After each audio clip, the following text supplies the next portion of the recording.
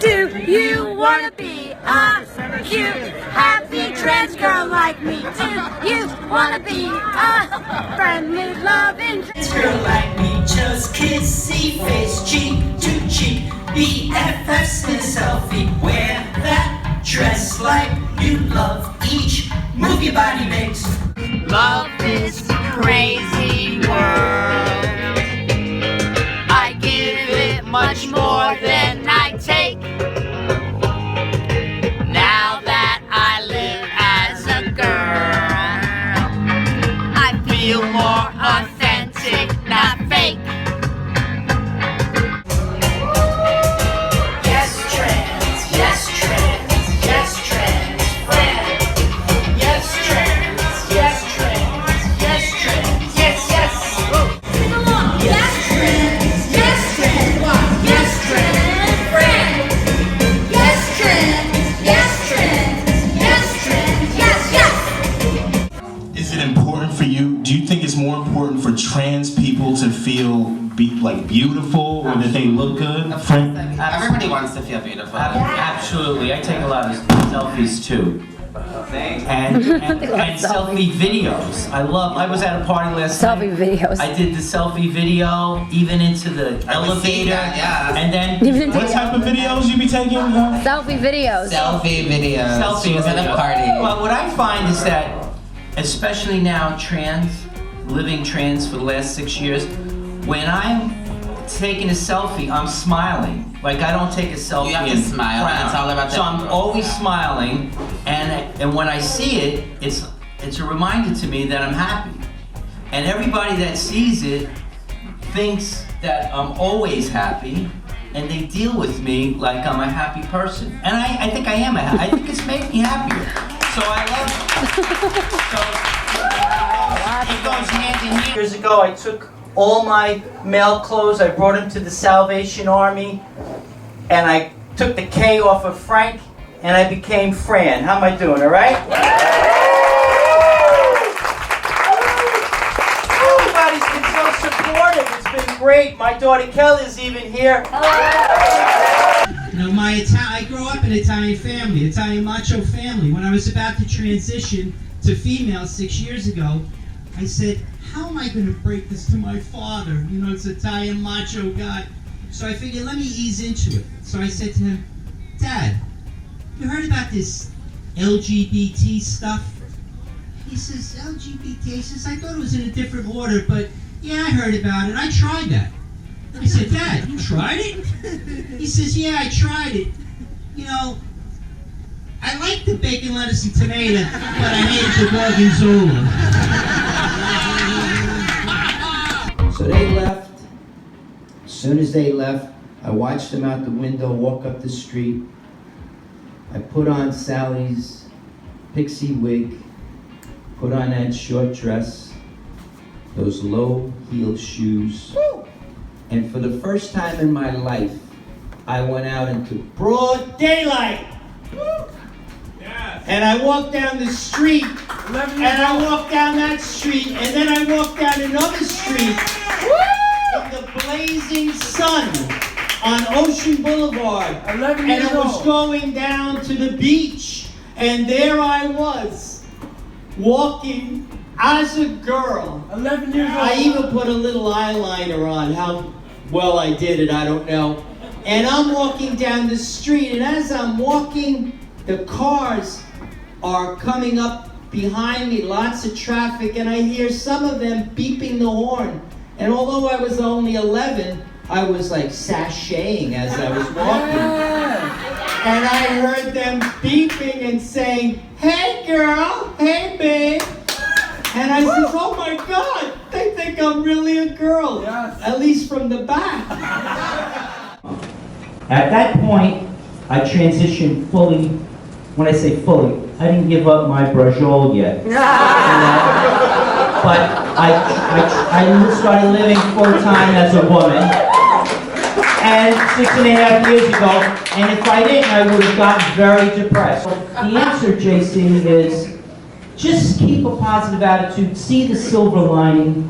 What is there in that challenge that you could use positively. We all get caught up in what the Bible says about this or that, or what some old belief was. But the basic belief is that God loves us.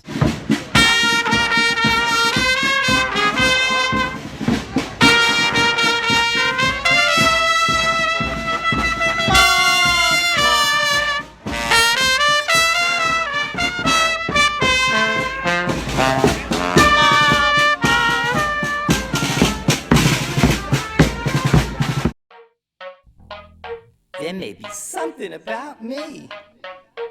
Do you wanna be a cute, happy trans girl like me? Do you wanna be a friendly, loving trans girl like me?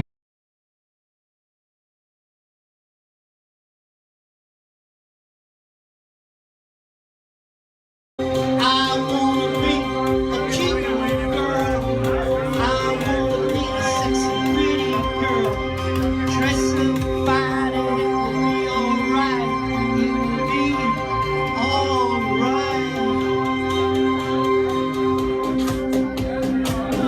Feeling like this, eyes are on me with a smile on their face. Like this, all I eat has a much better taste. Like this, each day's a blast, never just getting through. Like this, each night's a magic, no matter what I do. Feeling like this, I could walk tall with my head up high. Like this, life's such a ball, I'm never gonna die. Who do I wanna be? I wanna be a cute girl. I wanna be a cute girl.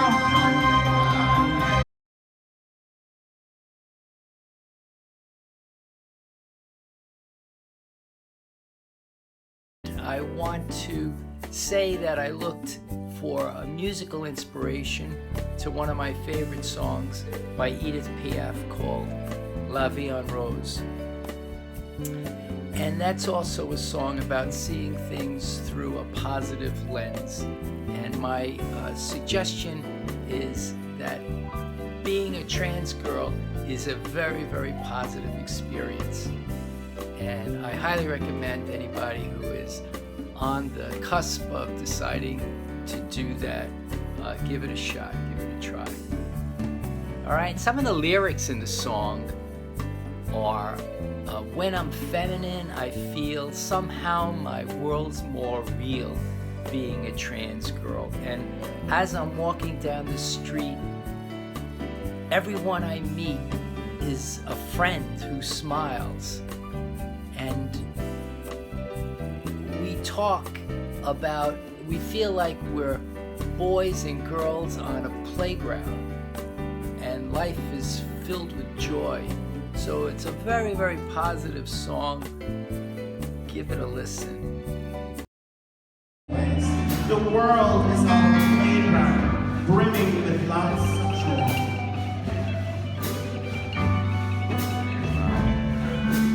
When I'm feminine, I feel somehow my world's more real by being a trans girl.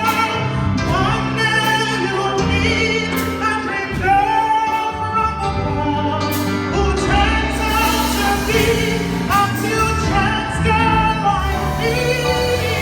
Dance on deeply with me, and you will get to see why a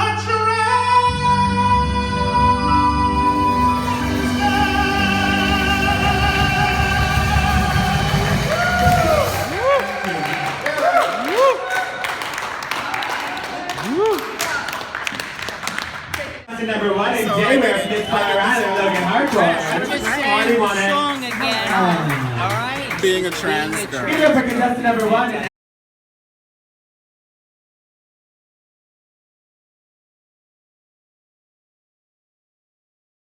This is me with my family who didn't know I was trans. Neither did I until many years later.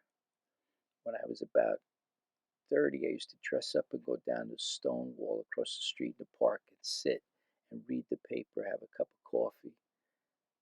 until one day when on 1111 I went full-time female, and Stonewall was a place I would perform. So this video started 40 years ago in this park, on this bench, and it's ending around here. There we and go. we're going to be in a show. In a show, we're in The a show. Imperial Pride Show. At Stonewall. At Stonewall, right across the street. Hey, Randy. Hi, Randy. How are you? How are you? Good to see you. Good to see you. This is the entrance. Stonewall with Howard.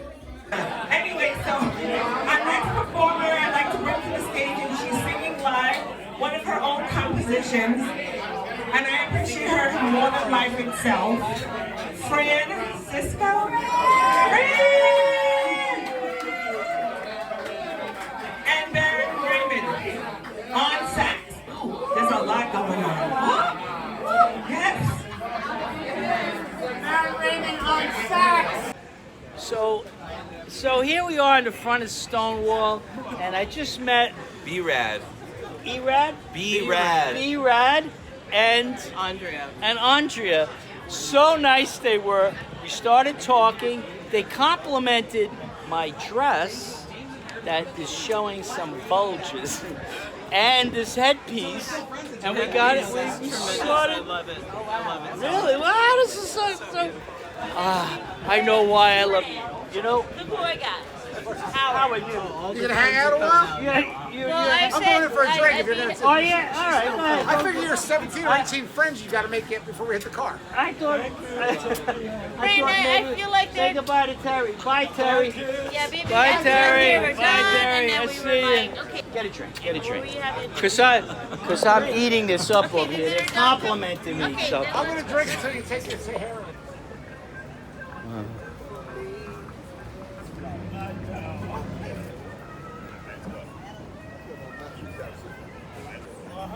Hi, how are you? Yeah. My mother used to say, look like you like this. Hi. I love the case. What? The case, I love it. Oh, thank you. I thought you were saying about the Oh, we love headdress. that too. Oh, the whole thing. Okay. Here's my point. Listen to me. Wow. Kelly, look who I ran into today. Hi, Kelly. Do you remember? Sure, Door Rochelle Schools. Hey. Yeah. Ward. Ward right, Elementary, Ward, yes. right.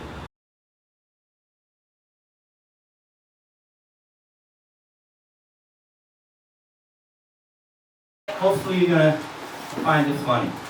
We wrote it together.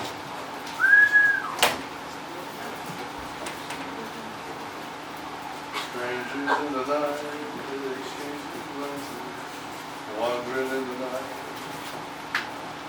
Denise! Oh, what are you doing here? I need your help! You're kidding me, right? You want my help? You cheat on me with the town pump and you want me to help you, Frankie? No. Yes! Yes! Yes! Is that my dress? You're wearing my clothes too now? Listen, the mob is after me. I ratted on Big Anthony. And now the feds say I gotta go deep undercover in witness protection. You gotta help me pass as a woman. Come on! Yeah, so? So, help me pass as a woman. What's in it for me? Well, I know what. You know that 50 grand that I buried in the side yard? Yeah? I'll tell you where I buried it. Oh, why didn't you say so sooner? I'll help you right away, Frankie. Good, help me. Okay. Help me pass as a woman. Okay, you ready? Pay attention. Okay. Okay, you gotta use sex appeal. Men are suckers for sex. Okay. Okay, first things first. You gotta pay attention to the boobs. Show Okay. a little bit of cleavage. Pull your girls out. Frankie. You ruined those chances. Okay. Down the waistline. Smooth everything out. Your hands on your hips, shoulders back, chest out, Okay. and stroll over to the Goomba. Let's see.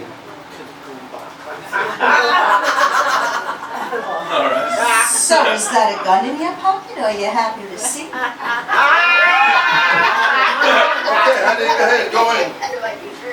Spot on. What a caboose on her. Should I go now? Should I copy you? Okay.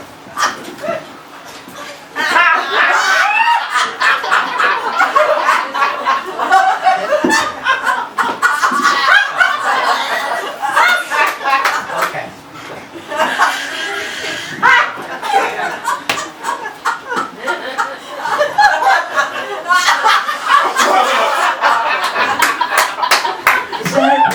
Hi. Is that a brajol in your pocket? Well, you're happy to see me.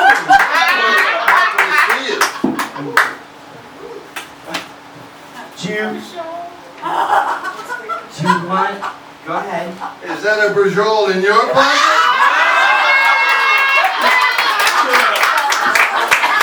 Do you want to find out? It'll cost you 50 large.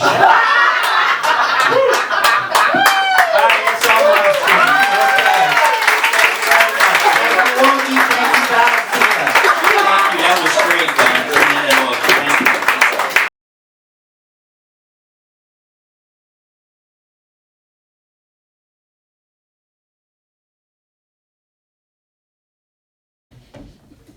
Tell us a little bit about it. Okay, this is scene 2 from Act 1 of a play in development called Once a Boy. And in the scene, there'll be an actual monologue opening up the scene in the play. We're not going to do the monologue tonight. We're going to go right to short stage directions. There'll be no directions interrupting the action, and I'll let it speak for itself. No improv.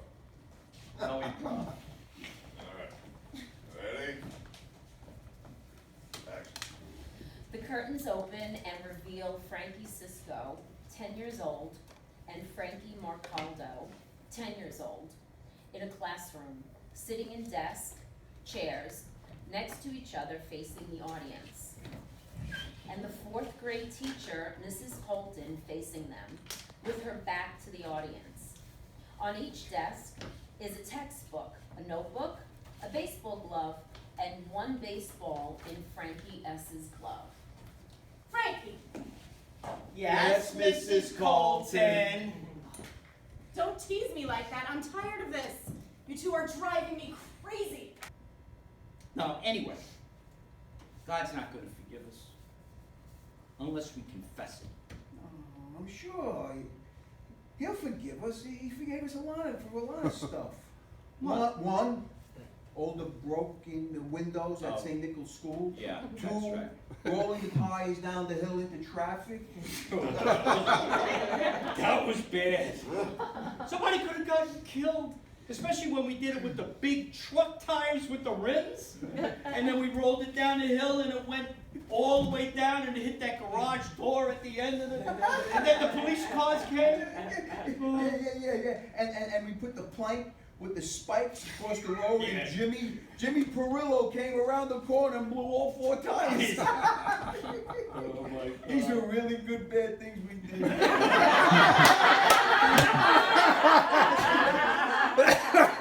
Boy, you started laughing. I know. Anyway, how do you know that God forgave us for all that stuff? I don't think that the +1 lie method works. I'm telling you he does. When you go to confession and tell the lies you told since your last confession, just add 1. Simple as that. And that will cover the lie you're telling to the priest at the moment. That's all. That makes perfect sense. No, it doesn't make perfect sense. Even if it does, it won't work in this case. We stole from the church, Our Lady of Victory. Oh, and we did it twice. That's at least a double mortal sin. There's no way we can get to heaven unless we confess it properly. Properly? Okay, Frankie, what do you want to do? Well, first step, this is it. I want to give back all of the money that's left.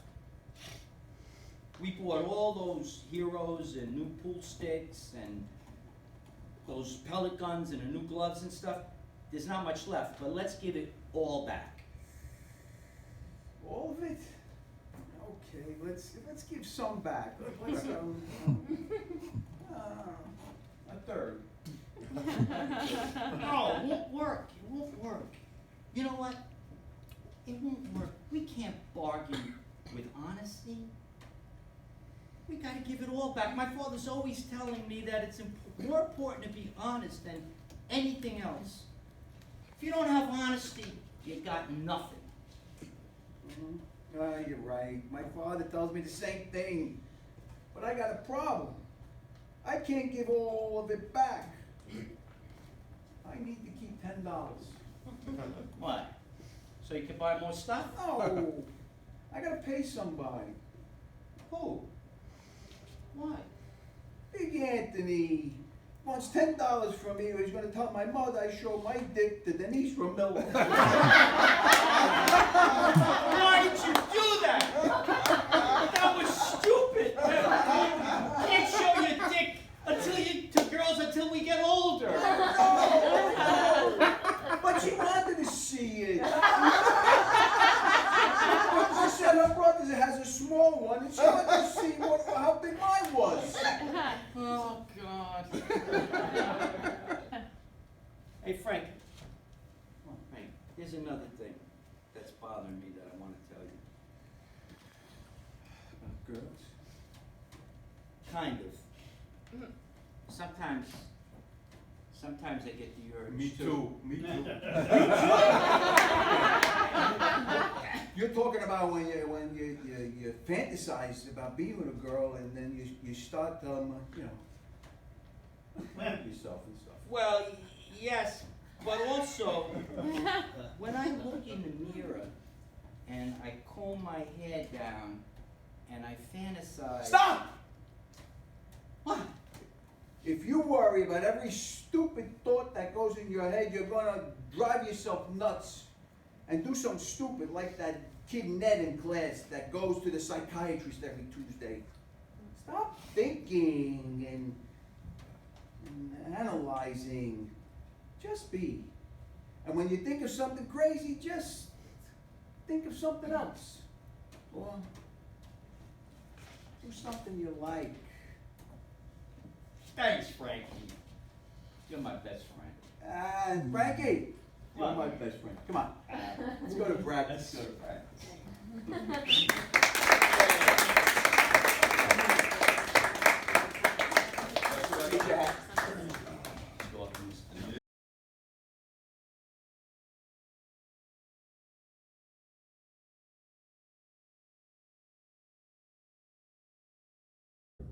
It's a mirror. It's a mirror, but I'm seeing it.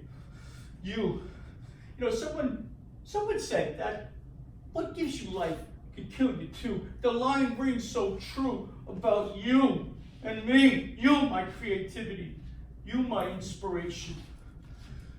You, my nemesis.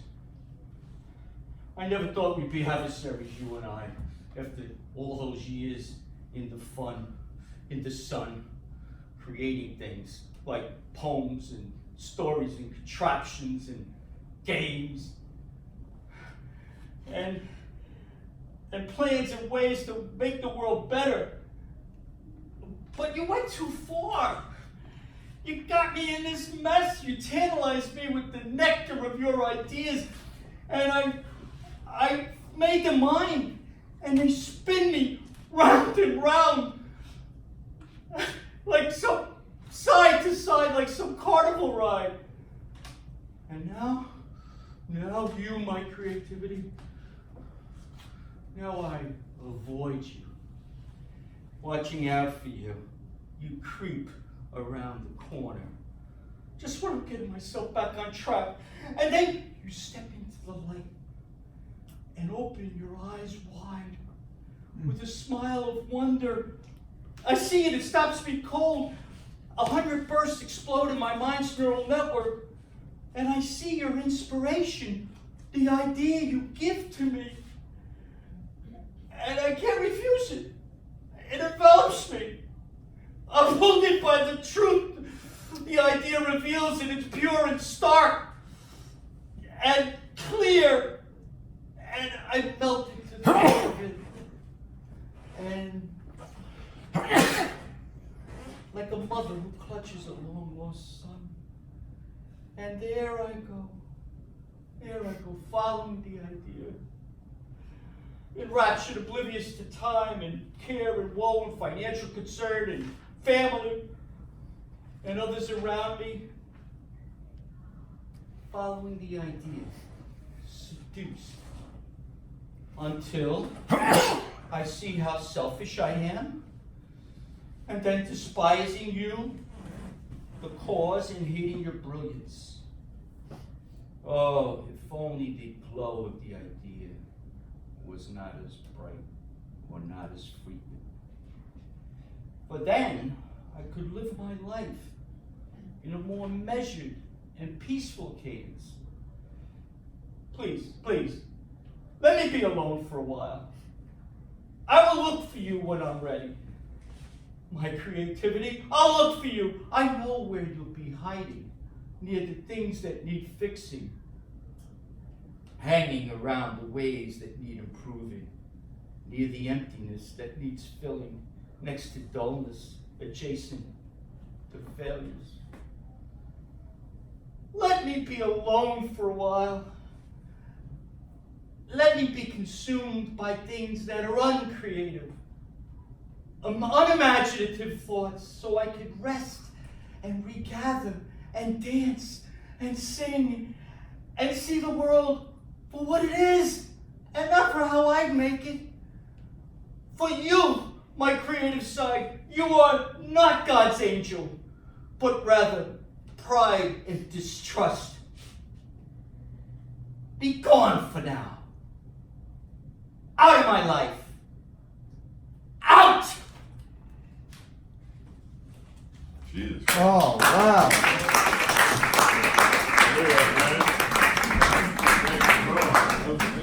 Yeah, good.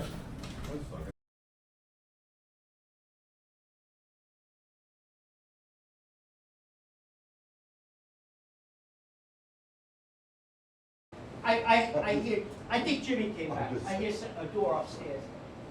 Jimmy! Bring down the coffee and cake. Hey, Frankie boy. I mean Frankie. Come here right now.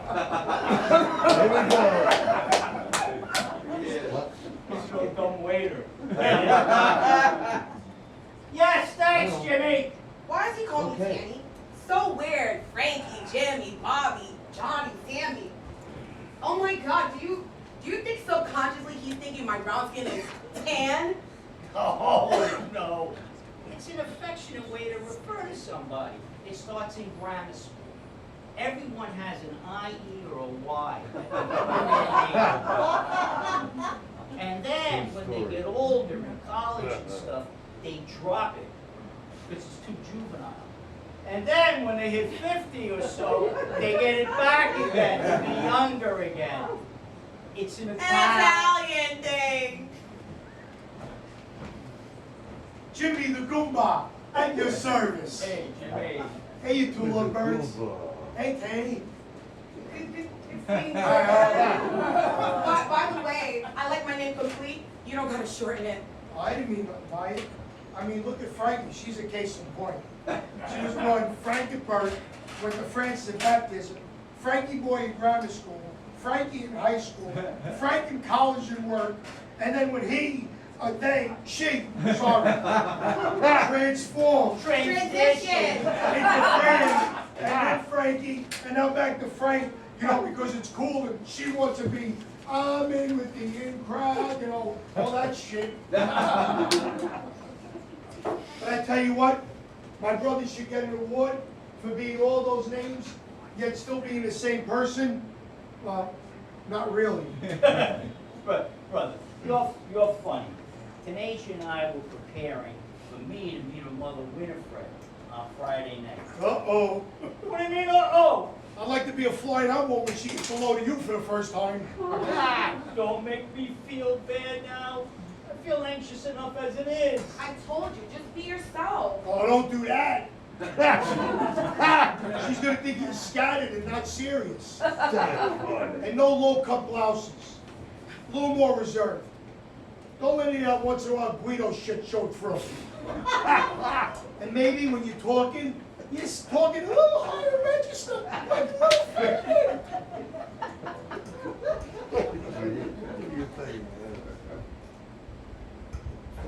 What are you bringing? What do you mean? Oh, as your older brother, even though I didn't go to college all those years like you do, I suggest you bring a cake. We'll show today's mother your loving, feminine giving stuff. We'll make a cake that black people like. And what kind of cake is that? Chocolate cake with chocolate icing. And vanilla cake is for white people. No, it's because black people like sweets. You know, from cutting down the candy canes in the fields all over here. Watch how you say things. You know, bake a cake. I don't have any time, no eggs, no milk. I can't bake a cake. Better yet, make a lasagna. That'll show Tenasia's mother that you, another female in the house, sharing your heritage. And then at the end of the night, you can trade recipes. I always wanted to try grits and chitlins. Mrs. Washington is a world-traveled historian, knows many cultures. Watch how you say things. Make it a meat lasagna. Take it from there. Right, you remember our mom's lasagna was always commanding attention, right? Oh, yeah, you're right. You know, we gotta go. We gotta go. Tanisha has choir and I have singing lessons. Oh, la-di-da. And while you're doing that, I'm stuck here with Mom and her rambling. You know what? You two guys go. I'll clean up. But Frankie, remember something. While you're out la-di-da and all that shit, I'm stuck here watching Mom and missing out on my poker night with the guys. I know. Next week, have them come here, and my Tanisha and me can make a lasagna, and we can have espresso and sambuca and whatever they want, and you take 10% of each pot. Now you're talking. And you know what? The two of you should wear aprons and high heels. Guys will get a kick out of that. That would be a hoot. I gotta run to choir. Oh, my friend Angela, my ride. You guys are funny, and I know you aren't really prejudiced. Well, not much, anyway. Easy now. My good friend Angela. Hi, Angela. Hi. How are you? I was saying, I know you weren't really prejudiced against my kind, but watch how you say things in front of my mother. It's different. How so? She was born in a much different time. Her brother was killed in the Newark riots in '67. When we're with her on Friday evening, be careful how many times you guys say, it's an Italian thing. For her, it may have a different ring. But I mean it in a way that... I know, really. I know your heart. Proud of your heritage, your upbringing, your family's closeness. But so you know, for a listener, each time you say, it's an Italian thing, they may be hearing from you, you're not Italian and you don't really understand. Get what I'm saying, guys? Sure do, huh? See you later. Hey, Angela, any chance you're Italian? Oh yes, my father was born in Provincia Cosenza in Calabria, and my mother was born here, but both her parents are from Calabria too. Hey, what's your last name? I'll friend you. Sure. They better start singing without us. Sure. Gotta go. Spiritiosi, S-P-I-R. What? You know what? Let me do it. There you go. Bye. Wow.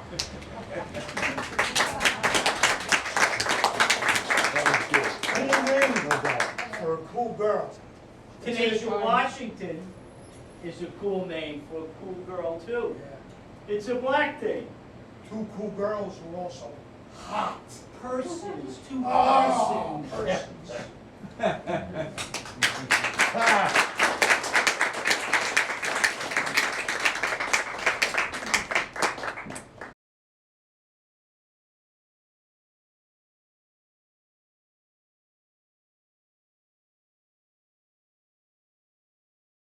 I'm just getting even from when you and Jimmy used to do that for me when you were always kids, just because you like to hear me scream. Yeah, we love to hear you scream. And Dad calling from the next room and saying, What's going on in there? Oh. Here, sit down.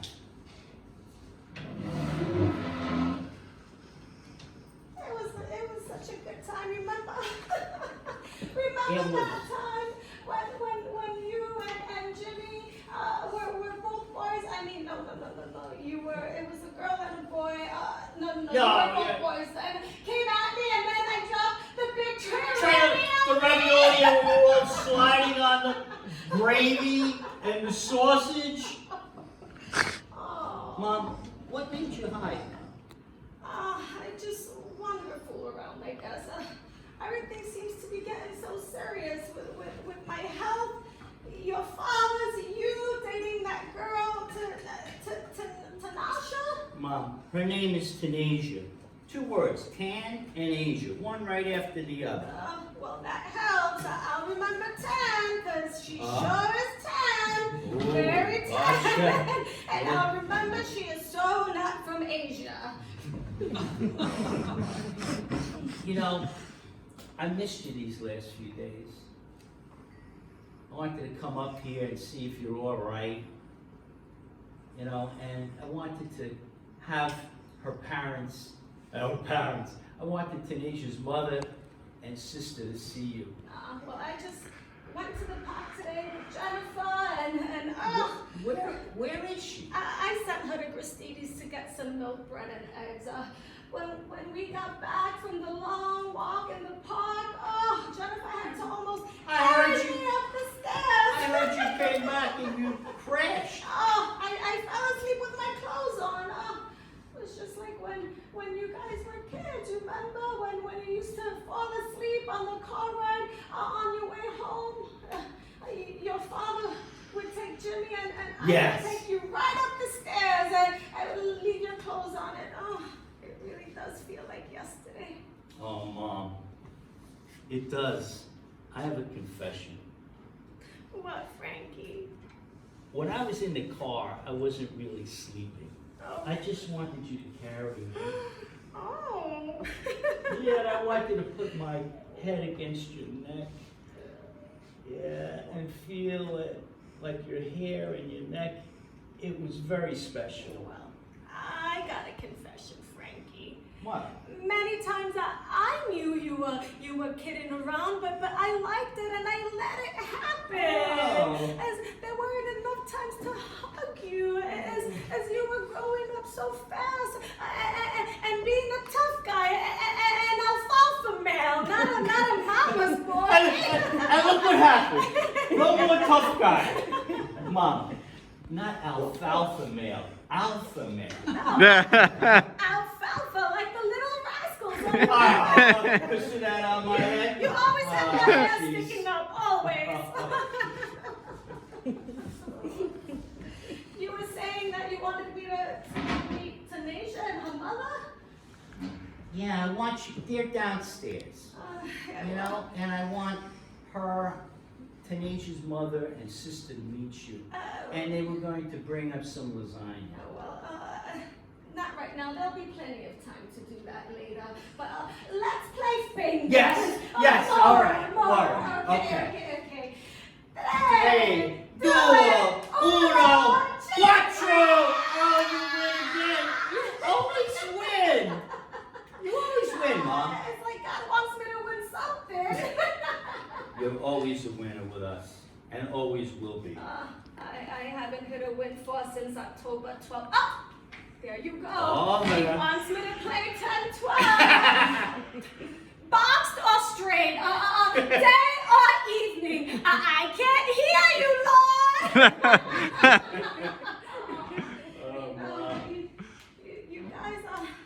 You guys are really gonna miss me when when I gotta go, you know? When he calls me. Oh, Mom. Please, don't talk like that. You're here now. Let's take it day by day. But let me ask you a question. Could you ask him what the mega ball number is? We can't get too greedy. You cut me off on my way Oh, okay, Frankie. Get up. Let me see your stuff. Oh, okay. It's my dress. Nice. Hair in place, but I still can flip it like that, right? Makeup not too overdone. And now, this is how you showed me how to walk.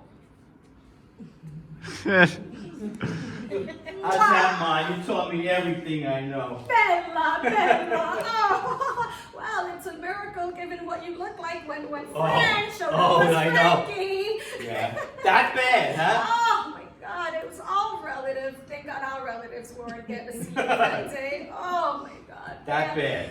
There you were. Show me. With a wig so tight, a blonde one at that, heels so high, you can hardly stand up. and makeup so thick, you probably needed a putty knife that night. That bad, huh? Worse, Oh my worse. God. Through all the years, there were lots of problems and surprises, but that night, took the cake. I'm sorry, to do that. But then it got funny, right? When Dad called from the next room, what's going on in there? and you come out as a And then, female? yeah. And then he heard my voice, and he came out expecting the guy me, and instead he saw the girl me. And he was going, he couldn't even keep his balance, right? And he went flying. With this walker and everything, oh my God. Never thought I'd get used to it.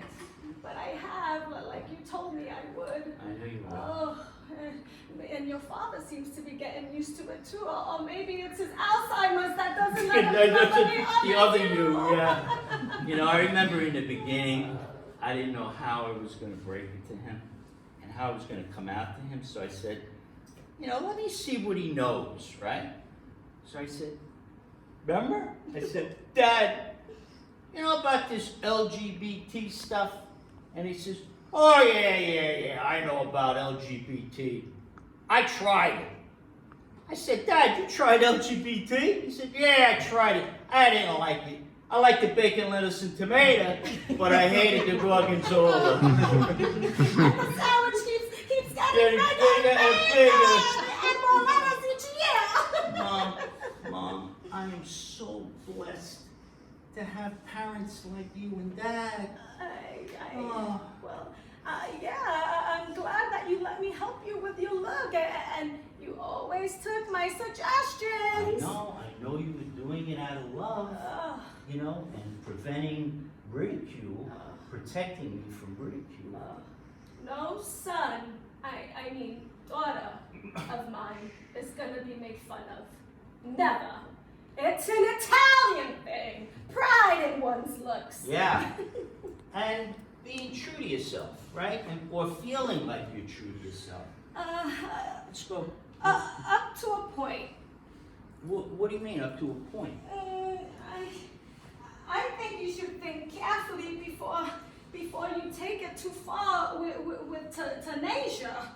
I thought you liked her for me. Sure, as a friend, as a date, as someone to help you get over this hang-up you have of thinking that you and the family are racist. But now you're taking it too far when Oh, Mom, easy. We talked about this. When we grew up, it was an Italian thing to talk about moulignons. And to even be fearful of them. I had to get that out of my system. And maybe I did it too fast with Tanasia. But now, I don't see her blackness. I just see her soul and her loving heart, and that she loves me. Oh, but now you're talking about meeting her mother, getting engaged, and possibly marrying her. Oh, I don't think you realize this is an even bigger step than when you change your gender from Frank to No. Frankie. Mom! No! And this reminds me of... No, Aspect. Yeah. Listen to me, okay? They don't like us Italians, okay? They never thought well about us. They always thought we kept them down. Oh, you're going down a really hard road to hoe. Your father will flip. Oh, my father will flip. I'm my own man, a woman. My father will flip. What are you going to say to her? No, All I wanted to do is have her come up and meet you. Listen, it's not even the black and white thing. You're too old for her. You're like March, December, not even May, December. And as the years go on, she'll need someone younger who can keep up with her. And this trans thing, sure, maybe it can work. Maybe if she were a lifelong lesbian, but she's a, what do you call it? A pansexual? No. Pansexual. No, yeah, right. You gotta get your words right, Mom. No. When you told me you were coming upstairs, I called your Aunt Sophie to come upstairs No. and talk to you. No. Your Aunt Sophie loves you very much, and as my No. older sister, What's it? she has given us good advice many times. 2 against 1? I feel like I'm being ambushed. And look, she's due here any second, and you know she's always early. It's 6 o'clock, and she's due here at 6:30. No, Mom, I was having Tanisha come up with her mother and her sister. They were gonna serve you lasagna. I can't have this with Sophie. She's like the ultimate alfalfa female. Oh my God, that's probably Tanisha and her family right now. Oh no, maybe it's Sophie. I think it's your Aunt Sophie, and she's early. Oh no, but Mom. Scene.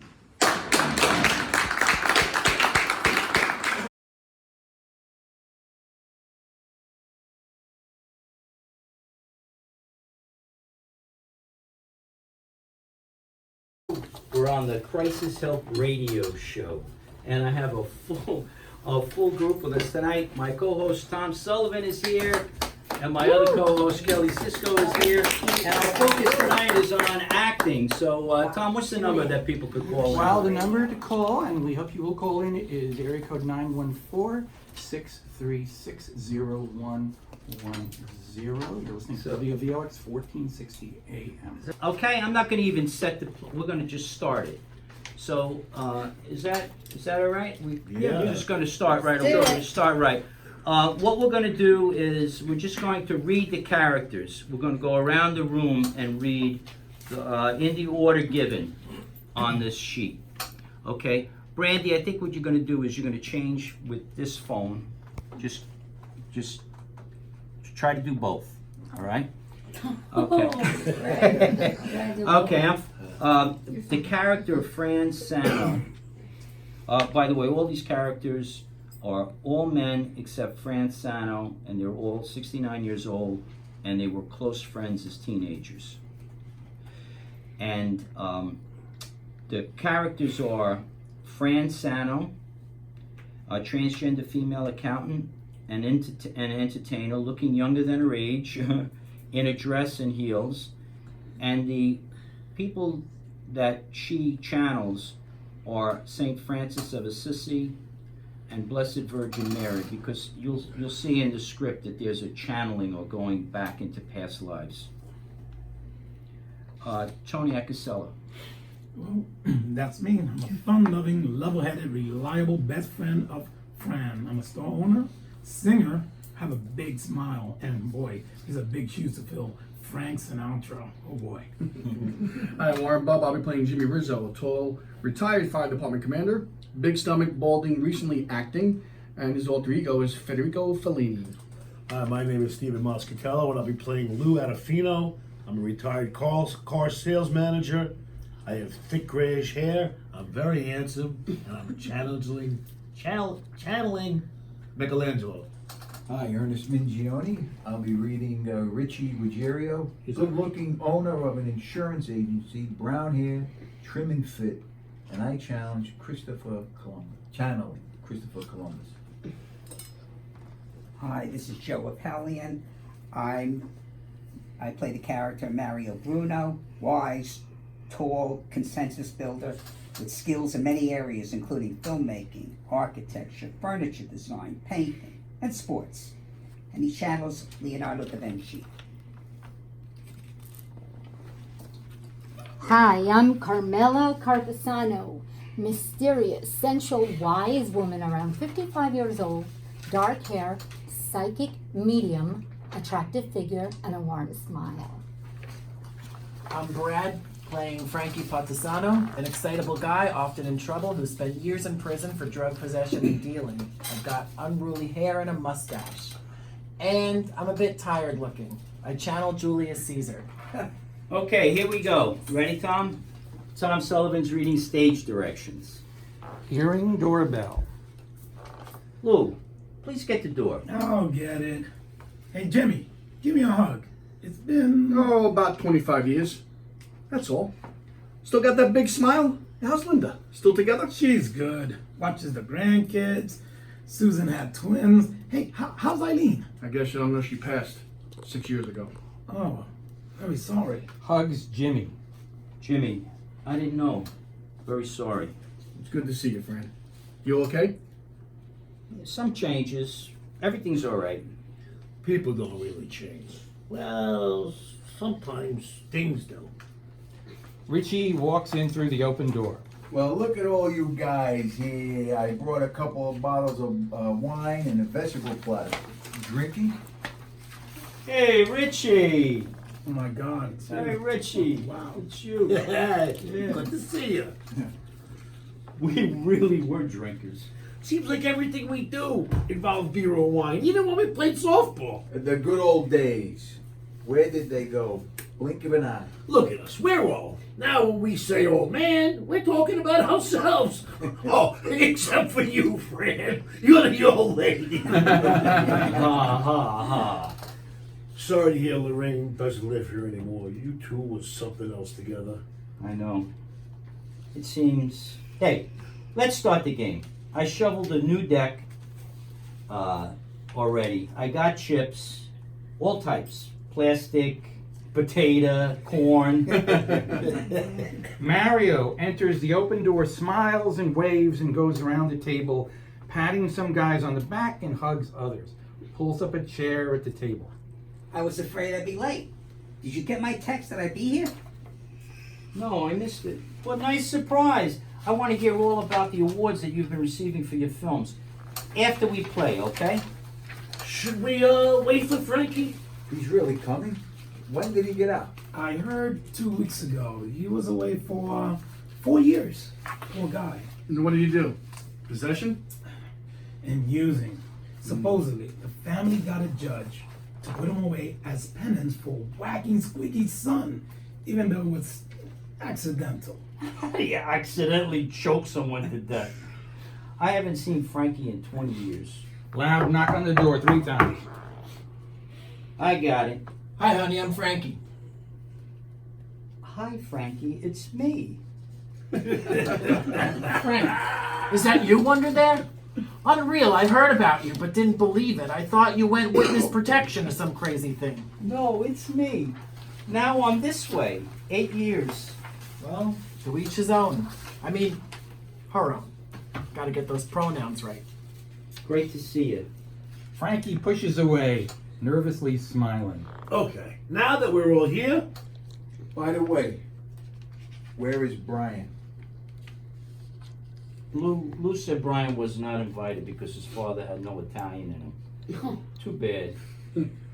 We're all about to play a game. that you will remember the rest of your lives. I knew this was gonna be something. When you told me to bring 5,000 with an opening pot of $2,000, I knew this was gonna be very cool. Fran, you can put those cards away. It's a different game. But you can still moderate the game as you always do, once I go over the rules. Ready? Flashback scene to teenagers. In the back of a luncheonette, older men as 17-year-old boys are sitting on wooden milk crates, surrounding 2 milk crates used as a table, playing cards. Fran, as Frank, is standing at the end, dealing the cards. Yeah, go. We're ready. All Tell us, come on. All right, stop this here. This game is called Past Lives. That's right, Past Lives. The Italian version. About Italians and played by Italians. Oh, I love it already.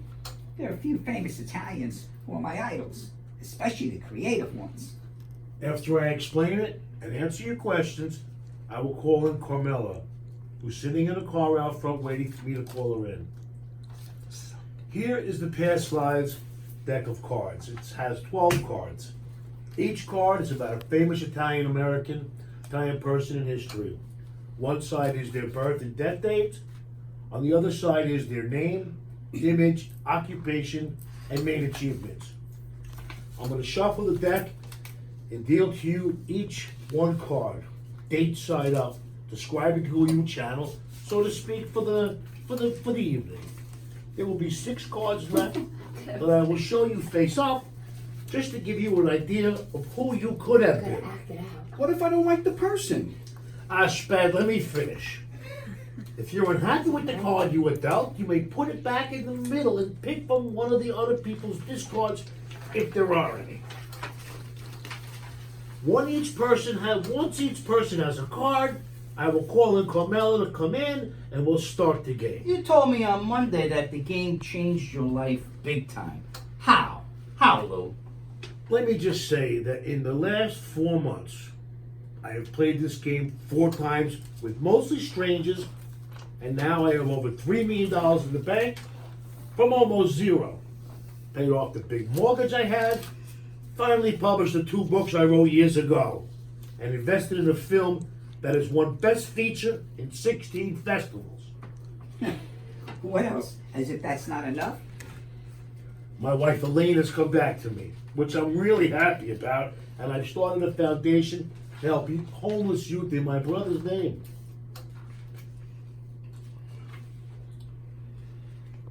Wow, I didn't know all of that. Congratulations, Lou. All that because of this game? You will see what I'm saying, trust me. You will get to tap into the best sides of yourself and your true potential. Basically transform yourself.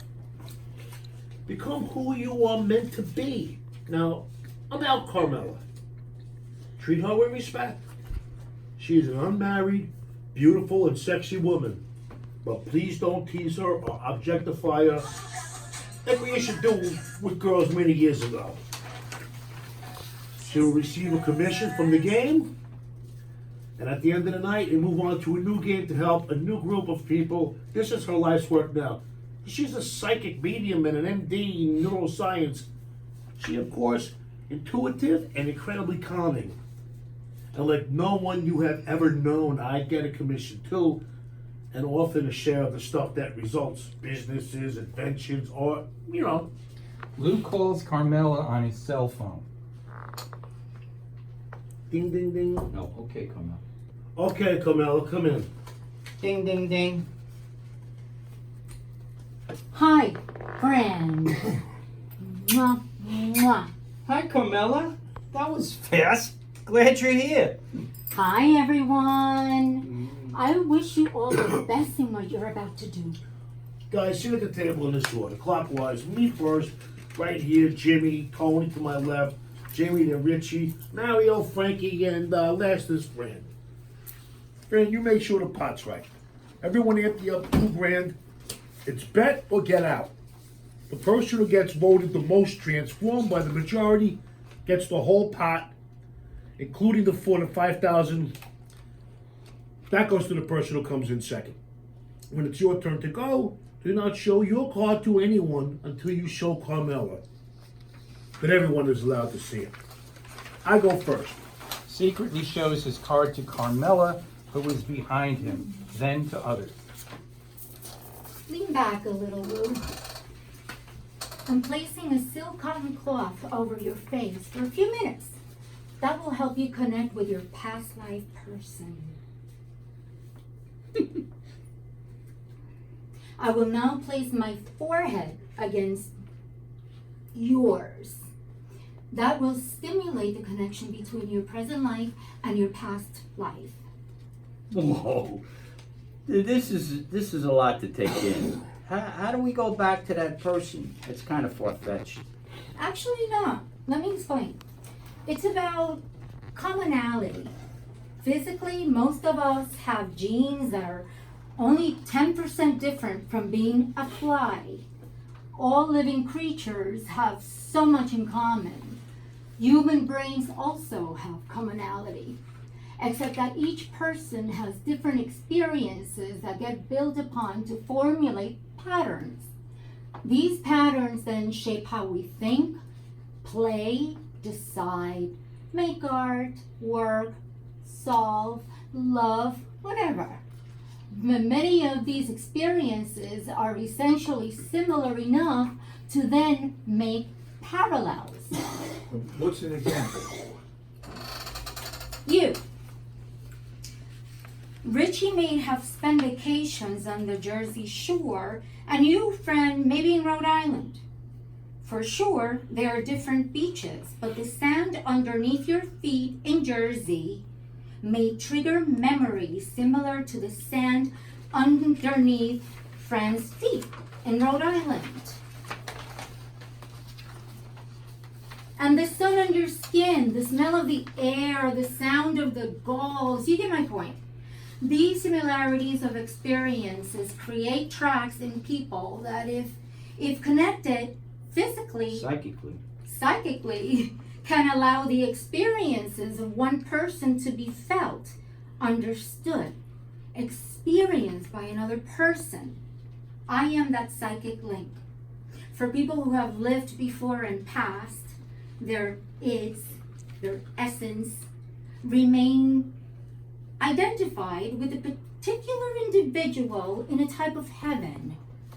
But the essences also enter a layer pool of identities and their tracks, and can be segregated by the right connection. Whoa.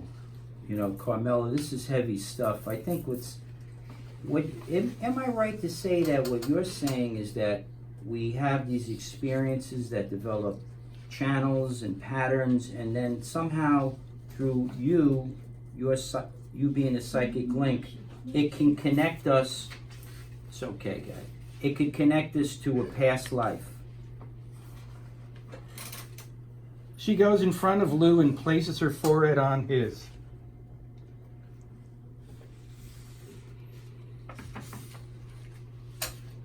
Lou, you're looking at the Pieta, which you saw with your wife during a trip to Italy many years ago.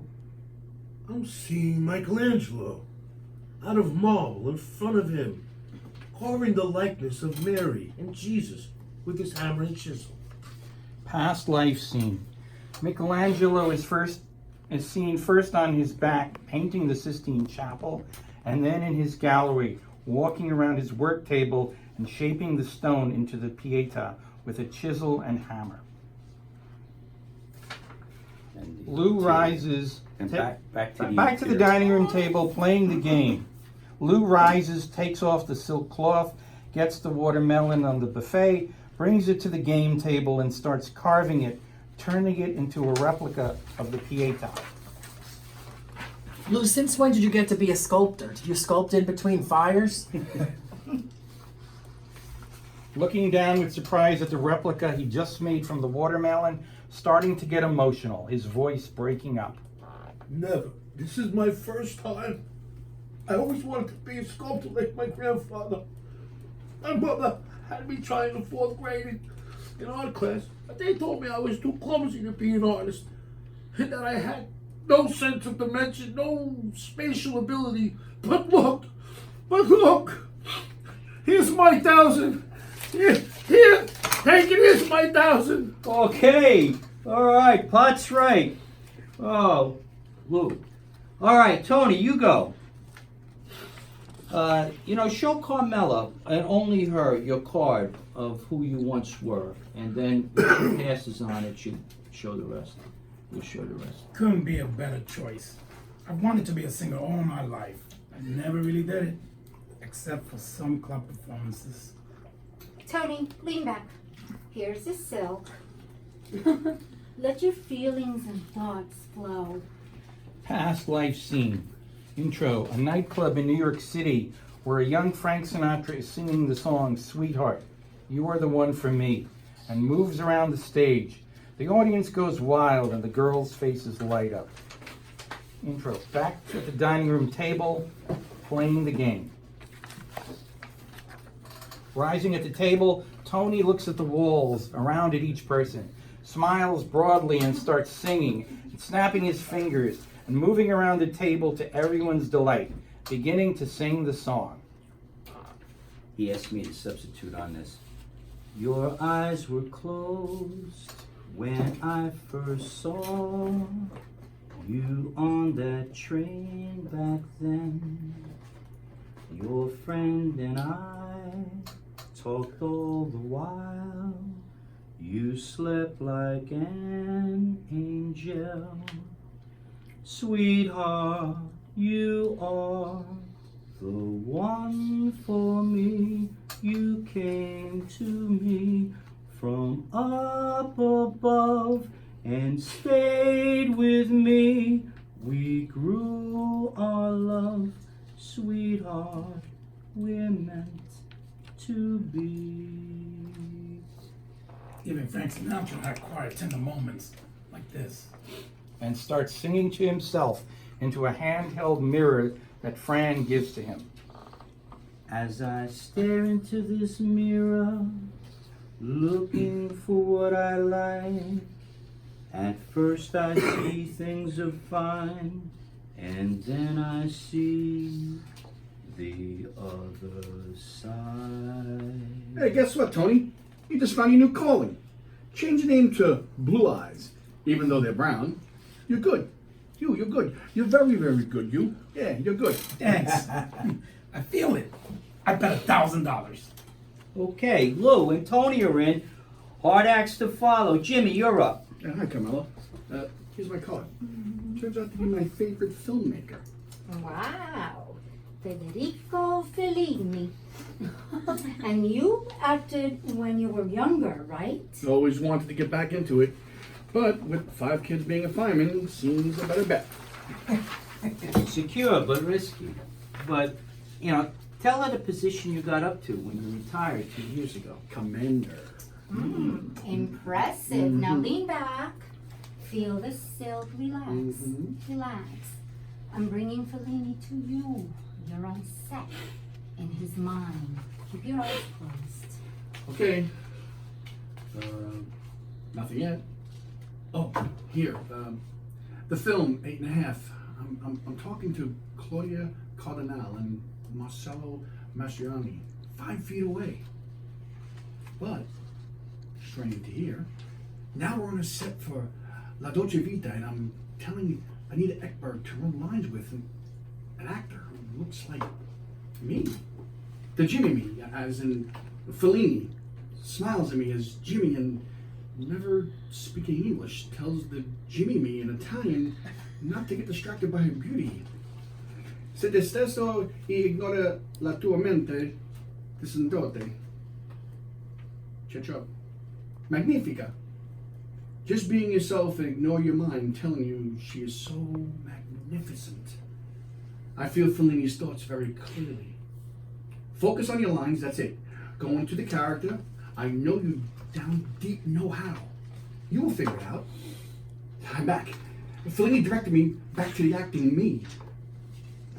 An amazing transformation. I see it in your face, hear it in your voice, and feel it in your hug. I bet $1,000 and I feel good. Feel good, yeah. Okay, Jimmy. Jimmy just bet $1,000. It's on you, Richie, to call his bet. Because it's a better get-out game. Richie counts out 10 $100 bills and throws it in the pot in the center of the table. Glad to have the old you back, Jimmy. Salute. I call. Raising his glass in Jimmy's direction, and then the others call by adding their $1,000 to the pot in clockwise fashion. Holding up his card and showing to Carmela the image of Columbus's image on the card, and then shows to others.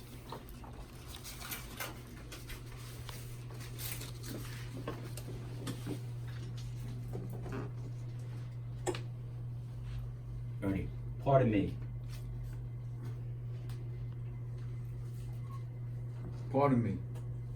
Part of me really likes... Part of me really likes the man for his courage and curiosity, but in the last few days, a lot has come out bad about him. His pillaging and raping. Sit back and relax and enjoy the ride. Don't let the bad you heard about him suffocate the good. Wow, that was something. You saw Christopher Columbus when you went back. Past life scene. Aboard their ship, Columbus is talking to his shipmates that they finally have land in sight and how much they accomplished together. All are proud. Then the following scene shows him and some of his men overtaking an Indian village and burning teepees and hacking at Indians and grabbing women. Back at the dining room table, playing the game. Guys, I gotta tell you, I've done some mean stuff to women over the years. Free marriages, and I must admit, I was brutal in my sexual demands until they finally left. Can't explain why, but might have been envy, or I hope that my children from each marriage and all the other people, I remember the good things I've done. The way I've helped people in business and at church, the kids on the ball fields, and at home when I wasn't out gallivanting with other women. Closing his eyes as if in solemn prayer. Give me a chance to lift this cloud that's been over me like Columbus. Forgive the past. Forgive me the past. Past life scene. In a softly lit area of a tent with a Native American woman who had been injured, Columbus is gently washing her wound and that of her toddler daughter and noting their tears of thanks. Back at the dining room table, playing the game. Just then it was an epiphany occurred. In fact, his face did significantly brighten, as if a light bulb went on under his skin. So thankful. Here's my 1,000 in. Well, Richie, I never knew your relationship with women was eating you alive inside. Let me give you a hug of congratulations on your transformation. Phenomenal. Richie, Fran, do I go? He shows his card to Carmela, whose eyes widen. Then he shows it to the guys at the table. Great match, Mario. I always think of you as a Renaissance man, talented in many fields, like Leonardo da Vinci. Carmela places the silk cloth on Mario's face, goes to his front and places her forehead against his, and then steps away. Mario enters a trance, like he saw a vision. Past life scene. Leonardo da Vinci in his studio is painting on a canvas. Behind it is standing a large mirror. As he paints, the image of the Mona Lisa becomes clearer. Tilting his head back and standing straighter, he makes a feminine gesture and smiles, as if emulating the woman in the painting. The scene changes to a close-up of his Last Supper painting, with intricate drawings of devices and contraptions. Strewn on the chairs around him looking like he was pulled away from the drawings into the painting.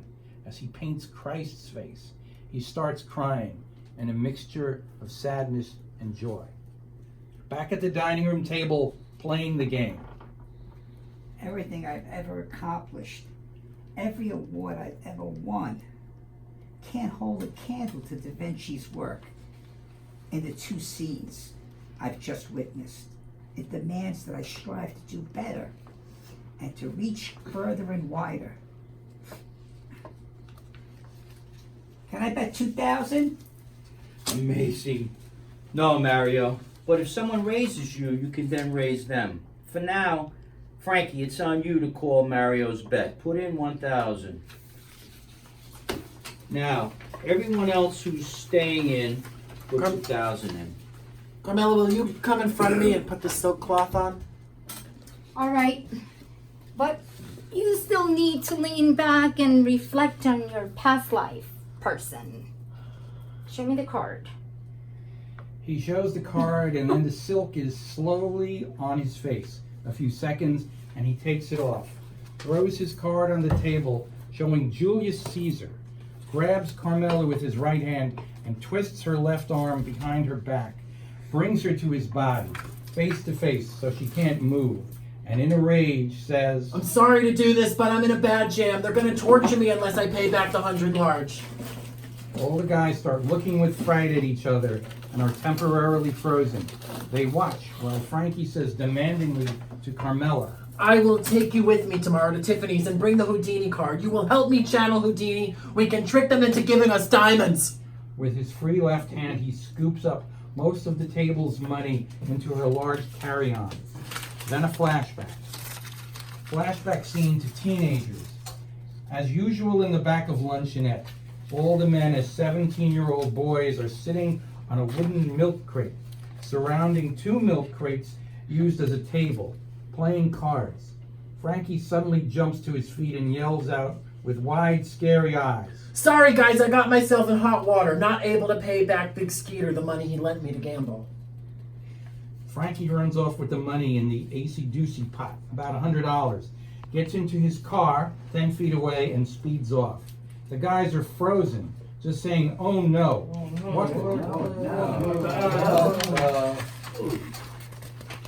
Back at the dining room table, playing the game. Back to the past life game. Everyone is frozen except Lou. Who brought Carmela and initiated the game. He sees his whole new world of transformation crumbling in front of him. Reaches for the large kitchen knife that was next to the cake, yet to be cut and served. In order to threaten Frankie, holds it up threateningly, Frankie, and says, Frankie, let her go now! Right now! Drop the bag, get out, and nothing will happen. I can't leave. I gotta do this, or they'll torture me. Piece by piece, like they did to Carmine. Lunging forward to put the knife at Frankie's throat to scare him into letting Carmela go. Avoiding Carmela, Frankie is startled and tries to grab the knife, and in the struggle, Lou unintentionally stabs Frankie in the side. A big 6-inch gas and blood starts gushing out.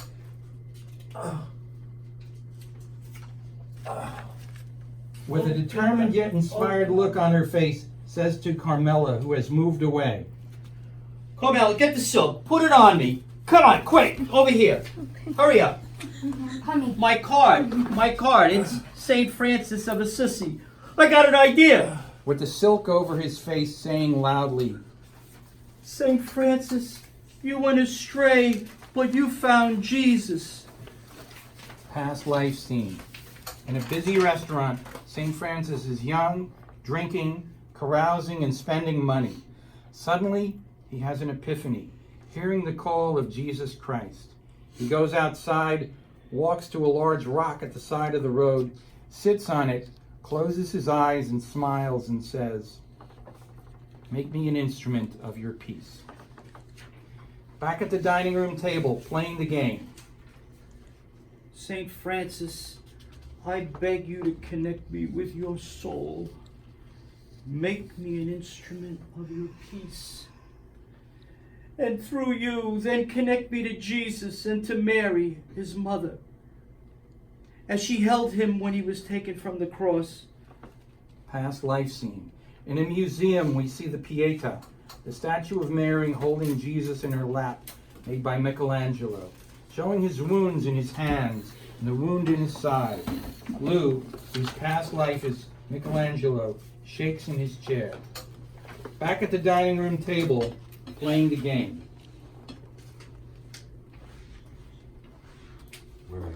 Overwhelmed to be connected to Jesus for an instant, and then to Mary. Fran moves away from the table to sit on a chair with more room around it. Bring Frankie here, in my lap, here.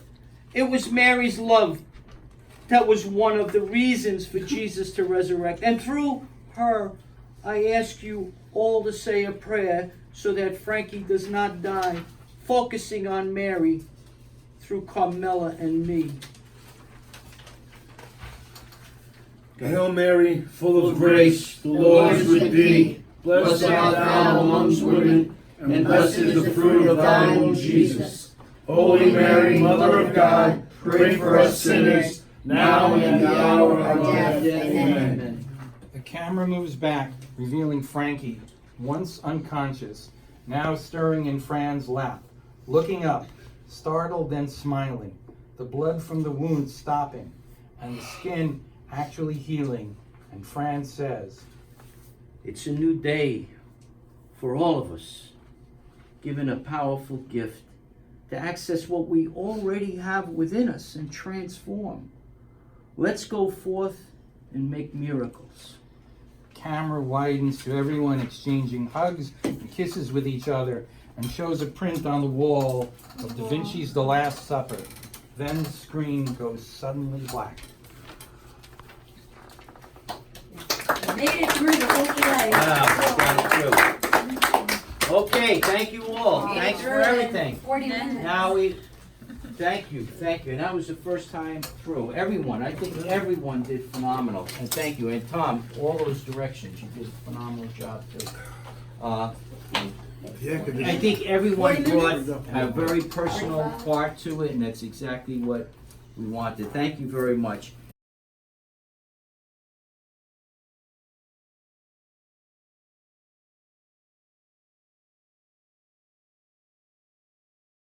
So true. Go ahead, go down the line. I'm completely blown away. That was really your focus. Yeah. It was Greek. Yeah. It was Greek. It was classic, mythical themes. Like the Greeks were very big on, inspiration, dreams, and you created this piece where I was enthralled. It was fantastic. Yeah, that's pretty good. True story. Yeah, I definitely see what was going on with you. I also want to say I would love to see Richard III with Carrie, and because that was kind of the classical aspect that was popping out for me. So I definitely think you're onto something with that. Yeah, no, I mean it was very Shakespearean. The performance, the language, everything. The only thing is, it's so different from everything else in your show so far that I'm not sure if it fits. I'm not sure how it'll play as a part of the rest of the show, but it's very good. Yeah, those Shakespeare monologues are rubbing off nicely. And he's got a point. It is such a departure, but it's a beautiful departure. If anything, I would go back and look at the other stuff you wrote and see if you can bring it to this level. Because you're living in a dichotomy. And that's the writing-wise. Performance-wise, have a little more fun with the dynamic of that's another part of you you're talking to. Be kinder to it. Be angry at it. Be softer with it. Be those things back and forth. I love you, but you're hurting me. But it's like talking to a child. It's like talking to your inner child. So have more fun with that in the performance end of it as well. It's your muse. Gary, go ahead. Beautiful language. It was just such beautiful language. You don't even need the two guys in the beginning at all. It'd be more impactful without them. It almost is like too much exposition with having those two characters. Yeah. Not yet, not yet. Hang on, anyone else? Sam, then Bill? Ken? I have a question about Jimmy, that it does feel very different from anything else before, but I kind of like that it's so different. But I also think, like Jimmy said, if you put in a couple of these throughout, like that would pepper the whole thing and spice it really cool. This plays into you playing yourself as a 10-year-old. You know, the monologue aspect of this. You know, you may be able to, you know, do a play where there's multiple characters, multiple actors playing different characters. But I think a lot of this play is you playing. It could be a one-man show, one-woman show. Sorry. We'll talk about it. You know, and the thing is that this is on the level of the other things we've said. Wow, there's some of the stuff we brought in was like less pertinent to the story. So this is at the highest level of everything you've ever brought in, and there's other things you brought in that are at that kind of at that level, where, and it's all been you. So you have to give that thought, because it's always been you that you know, or with very, very, very little other characters involved, where it's been the most impactful. Good. I just wanted to say, my first time here, but I thought it was beautiful writing. Yeah. I especially liked where you spoke about you're talking to your creative side and you're basically cursing it out. Yeah. I thought that was such a deep idea, a deep concept. I mean, we all have conflicts with our better side. And I think you stated it very, very well. Thank you. Anybody else besides Jimmy? I'm just gonna say, Yeah, go ahead. real quick, yeah, you don't need the two guys in there. You know, just to get off that phone call. And that's where it starts. Yeah. It's the Lady M speech. Exactly. It's the Lady M speech where she Yep. says, I would pluck my nipple Yep. from dash his brains out. Read the Lady M speech. Okay. When he says, whatever he says, like, no, I don't wanna do this. And she tells him, well, you fuck no. And it's her dichotomy of herself. She's a woman, yet she's a fucking killer. You're a creator, but can I just go live some life? Can I enjoy the daily day-to-day of life without having these thoughts that we all have? Yeah.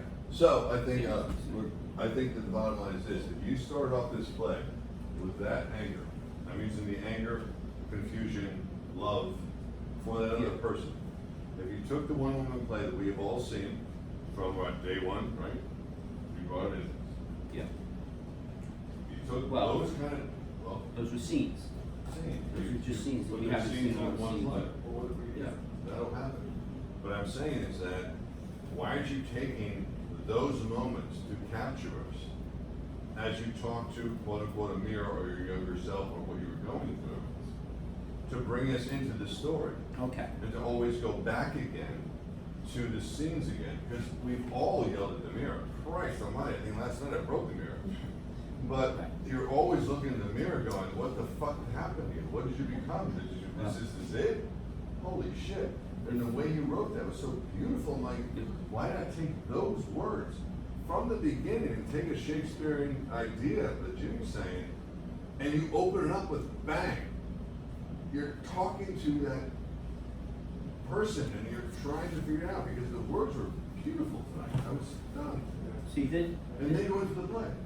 It's almost like the prologue. And they go back, and they go back. And So just, Well, I think what we've been seeing these scenes very scattered. Yeah. You know, and we've been seeing it where I've overcomplicated with props and stuff like that. But if you remember in the very beginning of the scene, when Katrina played my mother and Jimmy you played my 10-year-old self. In the beginning, I'm looking at a mirror, and the song is playing. I Like Those Eyes, which is back and forth. And that comes out throughout the play, through the music that's going to be in the play, and through these, and I have several of these, maybe That's the essence of word your and play. word. Living the dichotomy of two people. Two people. That's it, right. And it's, right. That's the point of the whole play. So as like an audience, it would be interesting to see this up front and then shift into like contemporary dialogue, contemporary movement. Like, you get like That's what I think I was trying to explain. it's very like, what am I watching? It's like, and then, give them that right, idea, and then it go draws back. them in, and then you switch.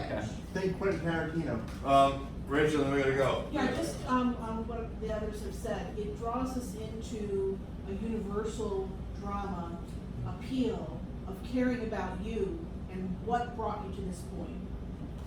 And let me just say one last thing before we end. It was exciting to see such a moving and brilliant performance and writing. Wow. It was exciting. Thank you Exciting. all so much. As artists, we all, I think everyone in this room was spellbound and felt that we were all inspired to another level. Wow. Absolutely. Thank you. So excellent. Thank you very much.